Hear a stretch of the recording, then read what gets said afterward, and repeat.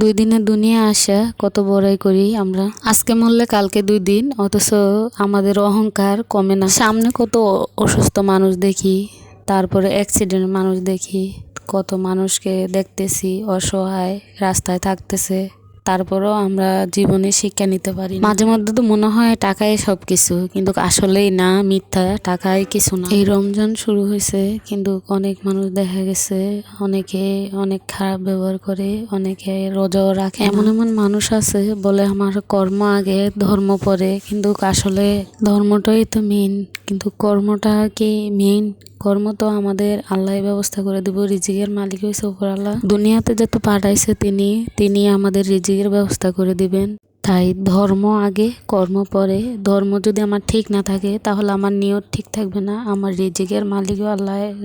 1 বছরের থেকে 1 মাস সময় আমরা রোজা রাখতে পারতেছি না, কিন্তু এই 1 মাসে যে আমাদের ইবাদত করলে কতটা সওয়াব হবে, অনেকে তো এটা বোঝার চেষ্টাও করে না। আসসালামু আলাইকুম, সবাই কেমন আছেন? আশা করি সবাই ভালো আছেন।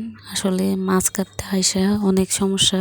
তেলাপিয়ার মাছের কাঁটাগুলো অনেক শক্ত শক্ত হয়, এগুলা বটকি দিয়ে কুটা যায় না, তাই কেসি নিয়েছিলাম কাটার জন্য, কেসিগুলো নষ্ট হয়ে গেছে। কড়াইটা যতক্ষণ দিলাম, কড়াইটার সমস্যা ছিল, কারণ একই কড়াইয়ের ভিতরে আমি সবকিছু করি, রান্না বান্না হতে, তারপরে আবার মাছ দিলাম। মাছ দেওয়ার পরে মনে করলাম যে মাছ দেওয়ার আগে দিয়ে একটু ময়দা দিয়ে দেই, তো এই ময়দা দিয়ে দিয়েছি। তারপরে মাছ ঠিক মতন উল্টাইছে।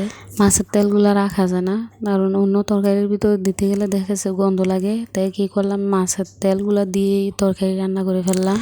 আলহামদুলিল্লাহ 5 রমজান চলে গেল।